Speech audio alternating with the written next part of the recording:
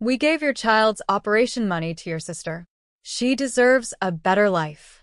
Dad said it like a badge of honor, not betrayal. Mom nodded beside him, smiling faintly, as if ruining my child's chance at surgery was some moral triumph. The air went silent. Even the sound of the ceiling fan felt too loud. I didn't cry. I didn't shout. I just looked across the table at my fiancé, Daniel. His hand was already tightening around mine under the table, steady, protective.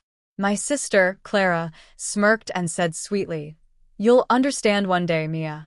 Life rewards those who make something of themselves." Something in me broke quietly. Dad leaned back, sipping his tea. "Clara's opening a boutique. She needs that money more than you do. Your son's surgery isn't life or death, it can wait. But your sister's dream? That's an investment." Daniel stood up slowly. Calm. Controlled. "Mr. and Mrs. Harper," he said, voice low but sharp. "Do you have any idea what you just said?" Mom frowned. "Sit down, Daniel. Don't make this dramatic. We raised Mia to share. You, of all people, should understand family sacrifice." Daniel's jaw flexed. "You want to talk about sacrifice? Fine." He reached into his pocket, pulled out his phone, and unlocked the screen. "Should I tell them what I do for a living?" Clara's confident smile wavered. Dad blinked. "What do you mean?"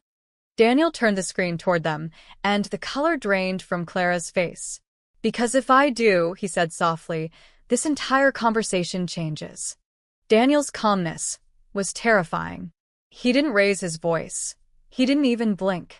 He just looked at my parents, two people who had stolen my child's future, as if he was finally seeing them clearly. Dad crossed his arms. "Don't start threatening us, son. We did what we had to." Daniel's tone stayed level. "No, you did what you wanted to." He turned the phone around, the screen displaying an email header. "Harper Family Financial Audit. Confidential access granted." My father's face went pale. "You're in finance?" he asked slowly. Daniel smiled without warmth. Close. "I'm a forensic accountant. I specialize in tracing misused funds, especially charity and medical donations." Clara's hand froze on her glass. You can't be serious." "Oh, I'm very serious," Daniel said. "Do you know what happens when someone reroutes designated medical funds into a private account? It's called fraud." Mom's voice trembled. "You wouldn't report your own family." Daniel looked at me, then back at her. "I don't need to. The hospital already did when they noticed the withdrawal trail. I just confirmed where it ended." My sister's lip quivered. "You checked my account? You used your full name for the transfer," he replied. Not exactly subtle. Dad slammed his fist on the table. "We're family." Daniel leaned in, eyes cold. "Then act like it. Because right now, I'm the only one at this table who still remembers what that word means." Silence. Heavy, humiliating silence. And for the first time in my life, my family looked smaller than their excuses. Dad's voice cracked the silence. "You can't just barge in here and throw accusations around, Daniel. You're not part of this family yet." Daniel tilted his head, unbothered. "Then maybe that's a good thing." Mom shot him a glare. "We did what was right for both our children.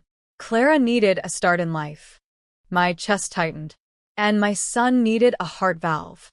The words fell like glass between us. No one moved. Clara muttered, "You're being dramatic. Hospitals always exaggerate. Kids recover." Daniel's voice cut through hers like a blade. "He's 5, Clara. Do you have any idea what recovery means for him? He sleeps with machines, keeping him alive while you play entrepreneur with stolen money." Her smirk vanished. He opened a folder on his phone, scrolling through screenshots, bank records, wire confirmations, emails from the hospital's billing department. Dad leaned forward, sweating now. "Where did you get those?" Daniel didn't answer him. He looked at me instead. "They transferred every cent you raised from the fundraiser into Clara's account. And your father approved the transaction with his signature. The date lines up with the same day the hospital's payment bounced." My stomach turned. "You knew?" I whispered to Dad. He didn't meet my eyes. "We plan to pay it back." "With what?" Daniel asked sharply. "Your retirement fund? Or your daughter's boutique sales? Mom tried to stand, but Daniel's tone stopped her cold. You don't need to explain. You'll have the chance to, when the auditors contact you. Their faces drained of color. And just like that, the silence of guilt finally replaced the noise of excuses.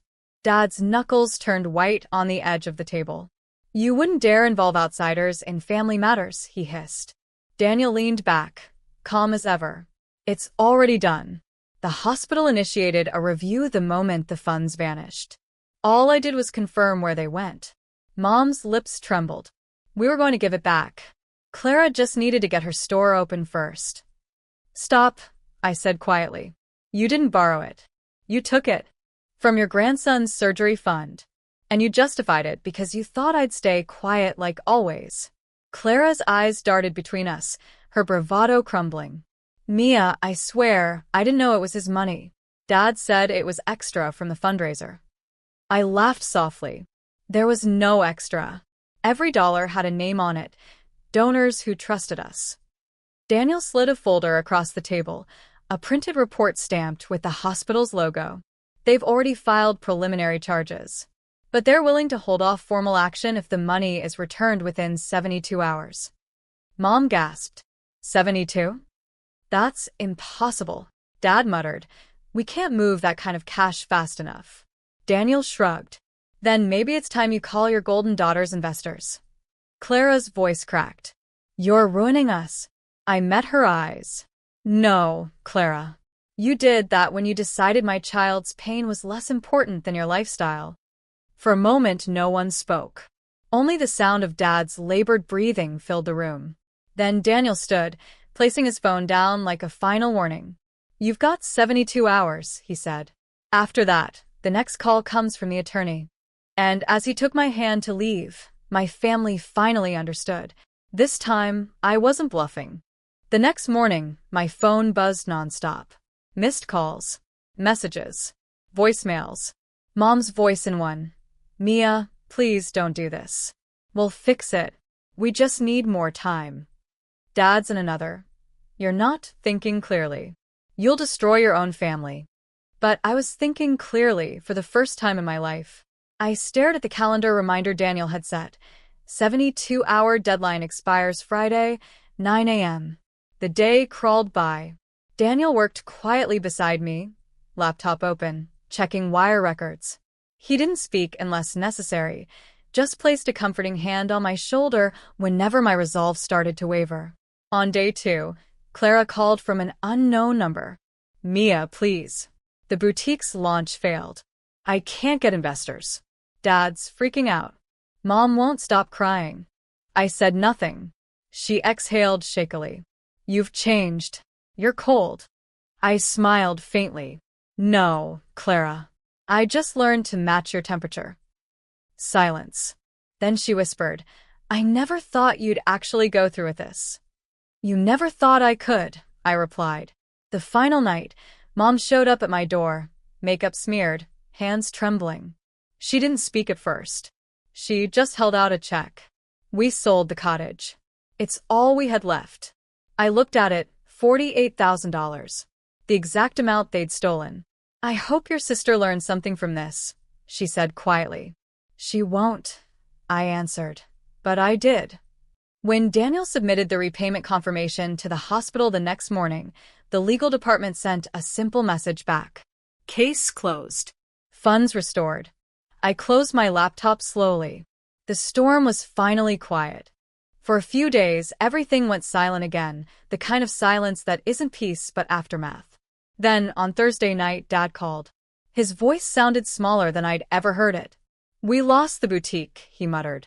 Clara's investors pulled out after hearing rumors about the hospital funds. Daniel looked up from his laptop, mouthing, They deserved that. I said nothing. Dad continued. Your mother's been different. She doesn't leave the house. Clara barely speaks.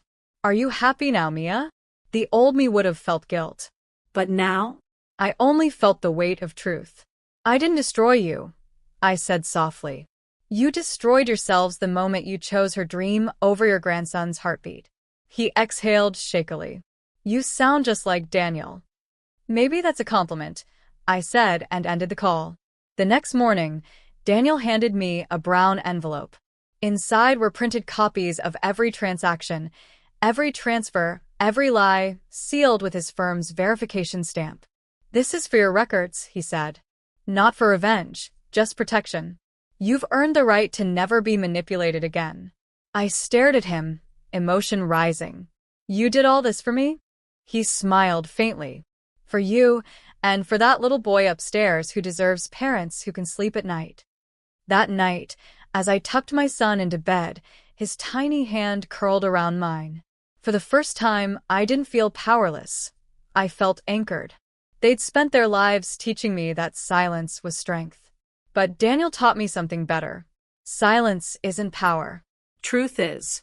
And now, the truth belonged entirely to me. 2 weeks later, Mom texted. "Mom, family dinner Sunday. Just us. No tension this time, I promise." Daniel raised an eyebrow when I showed him. "You think it's a setup?" "Definitely," I said. "But I'll go." He smiled. "Then I'm coming too." When we arrived, the atmosphere was too calm. Table perfectly set, candles lit, the smell of roast chicken filling the air. It was their classic distraction tactic. Make it feel like love, so you forget the wound underneath. Clara greeted us first, fake smile in place.